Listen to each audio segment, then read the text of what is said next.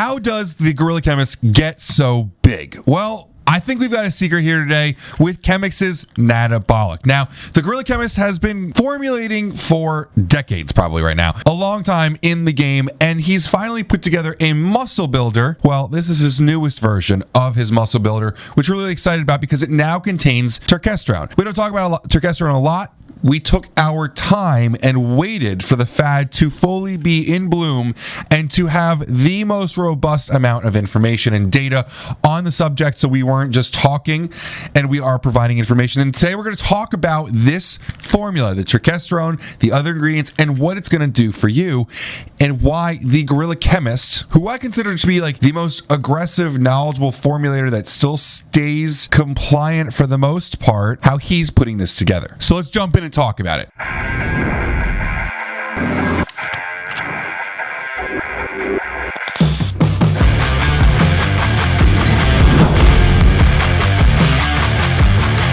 We're going to be talking about 8 capsules full.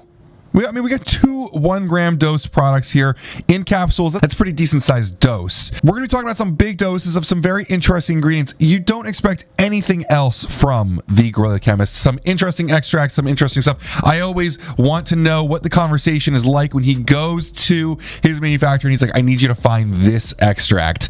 If you haven't created supplements before, you may not understand that not every contract manufacturer is going to have everything in their library that you may want, especially if you look for such interesting things like the Guerrilla Chemist does. So let's start off at the top. Biroviron, Boronia lacinosa extract at 1 gram. Now, this is an herb. You've heard me say this before, been used a long time in Ayurvedic medicine for an aphrodisiac. So pro-fertility, pro-libido, all things that go in tune with testosterone boosting, muscle building. You should be used to this category when we're talking about muscle builders. Now, the main bioactive constituents of this are going to be punicic acid, goniothalamic, and glucomannan. Now, glucomannan we've seen in a bunch of different stuff, but not these other 2. First off, punicic acid is an omega-5 fatty acid that occurs naturally in pomegranates. There's a fairly robust body of research on punicic acid demonstrating that it has an antioxidant, anti-carcinogenic, pro-metabolic, and anti-inflammatory benefits. Now, if we talk about the landmark study for this specific ingredient, in 2009, a study published by the International Journal of Impotence Research, male rats were given dosages of this extract at 50, 100, and 150 milligrams per day per kilogram of body weight. Now, this was 28 days. This was compared against 0 milligrams as a control group. By the end of the study period, rats who received the extract had a significantly higher testosterone, FSH, and LH than those who didn't. So that's a nice little step there. And the effect size increased dose dependently, meaning that the more they took, the better their hormones improved. Now, the rats taking the highest 2 doses, 100 and 150 milligrams per kilogram, had major testosterone increases.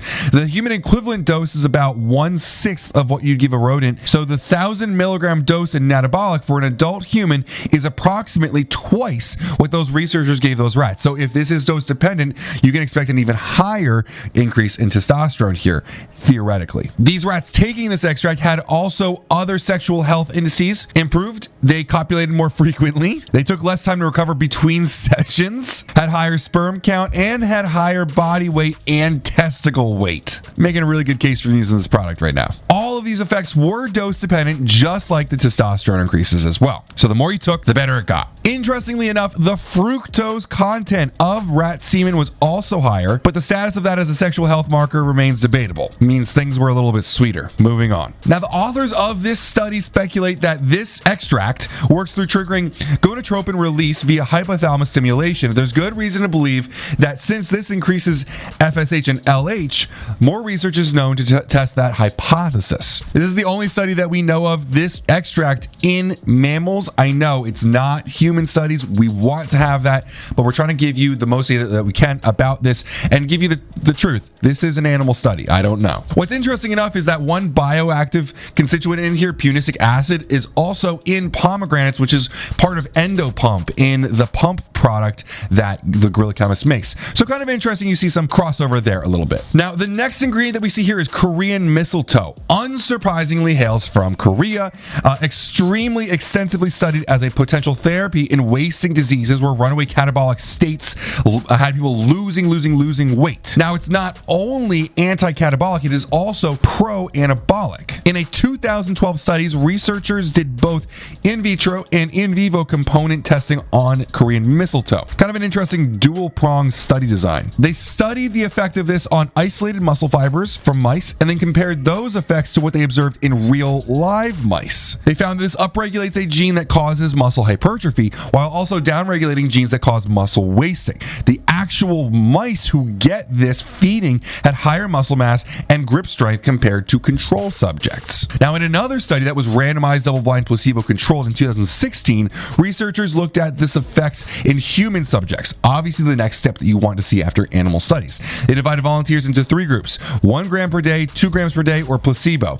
All studies were between 55 and 75 years old, so this is a higher aged group, so we'll probably see a little bit more pronounced effects since these see more wasting as they get older. Just like in that preclinical animal study, subjects who got this extract had greater expression of genes linked to muscle growth and less expression of genes linked to muscle atrophy.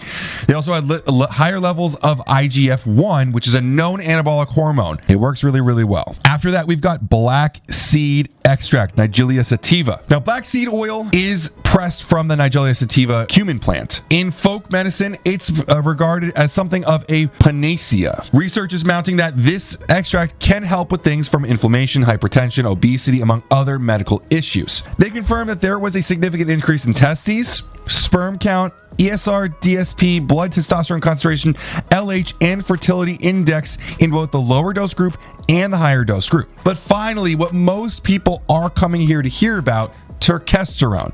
Ajuga turkestanica standardized to 10% terkestrone at 750 milligrams. We see the standardization move around. We see the full dosage move around. Here is an interesting one where it's not the 500 at 10, it's not the 1,000, it's 750 at 10%. Now, we've talked about this a lot frequently recently. Terkestrone is a very interesting plant-derived phytoectosteroid. It is a compound that mimics the structure and, in some respects, the function of testosterone in humans. What's really important to note is that we are calling this terkestrone, but it's important to note that this is a whole plant extract that is standardized for terkestrone. It may also contain other phytoectosteroids like ectosterone. Now, we're a fan of the whole plant extract for a couple different reasons. One is that entourage effect. If you get multiple bioactive compounds that kind of work together and create a more robust effect. We see this in like naturally derived caffeines and other naturally derived extracts. The other nice thing is that ectosterone itself, which we're counting on being in the whole plant extract,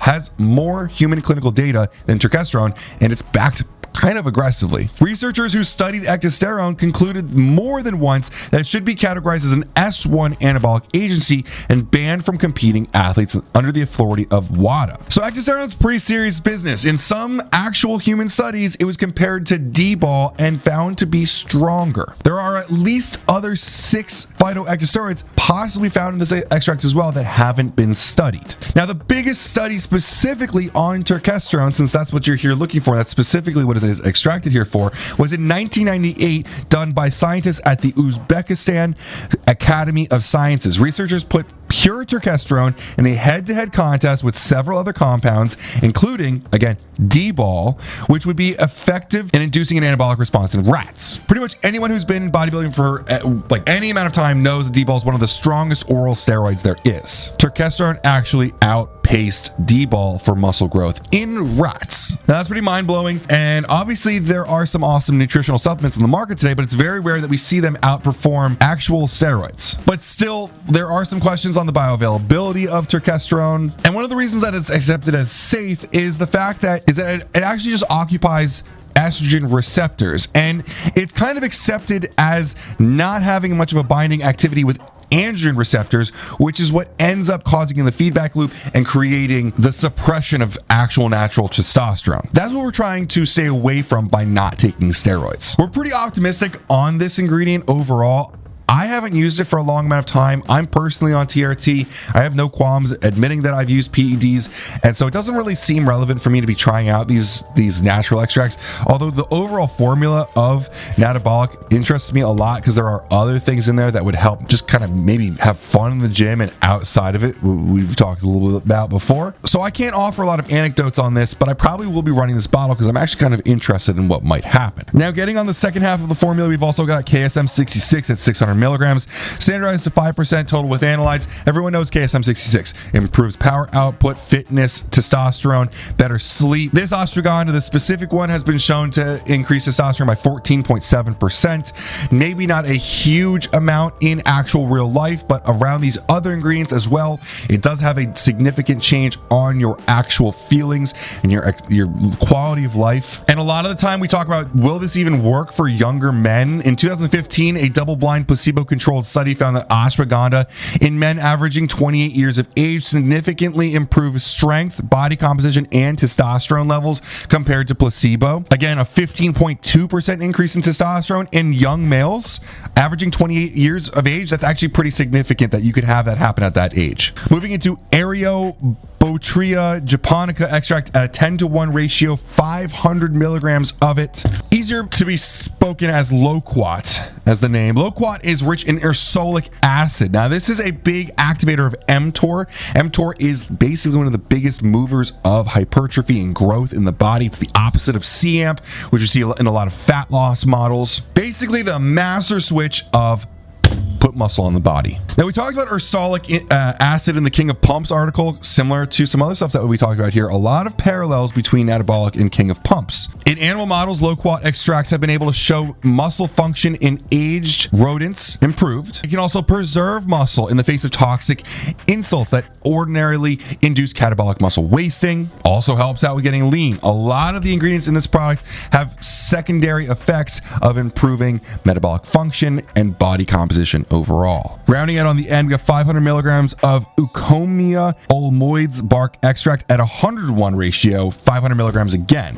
Like I was saying, the Guerrilla Chemist finds a lot of these really interesting extracts that we had to kind of go searching for. Again, this ingredient's been used in traditional Chinese medicine, numerous anti-inflammatory properties. It has over 100 constituents, including lignans, fatty acids, iridoids, triterpenoids, and a lot of other compounds. It's so powerful that research has shown that there's a super hormonal effect on androgen receptor and testosterone. Now, it's able to activate androgen receptors in a dose-dependent manner, but only mildly activates the androgen receptor. So this is kind of important when we were talking before about the safety profile and suppression of an ingredient. What I found interesting was that when the extract is paired with testosterone, together they activate the testosterone receptor even more, leading to twice the normal transcription activity. So this is a bit like of an amplifier with anabolic. So if you put this next to testosterone or terkestrone or some of these other things, you may find like a really interesting amplification.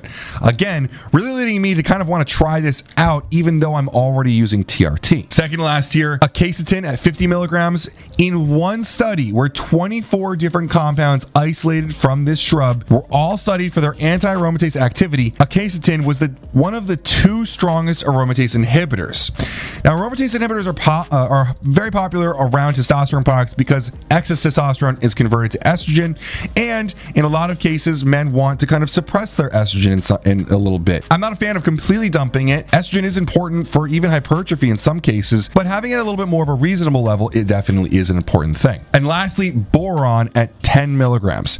Having adequate boron levels is very important for testosterone and vitamin D production, but boron is also really important for free testosterone, which is a commonly overlooked factor of testosterone. Now, boron does a lot of things directly and indirectly. One thing that it's big on is extending the half-life of vitamin D, meaning that vitamin D stays in your bloodstream longer. But one 2011 study, which is much discussed, showed that boron increased the levels of free testosterone in those who took it. Free testosterone is the amount of testosterone that is not held up by SHBG. It was really cool to see that study in 2011 was done in a group of extremely healthy males, but it was a very small sample size, so we'd like to see more studies done. Overall, the product as a whole is very interesting. It brings a lot of really different kinds of formulas to the market, and I'm very excited. I'm going to start trying it out. So maybe in a month when I finish the bottle, I'll be able to let you guys know how it went for me. As always, I do say I got the bottle for free. We do have a business affiliate relationship with Chemix. So if you have any interest in questions and stuff like that, feel free to leave them below. I'd love to answer those for you. I hope this was helpful, informative, gave you a little bit better idea what's in the product, and helped inform your buying decision a little better. As always, guys, thanks so much for watching, and have a great day.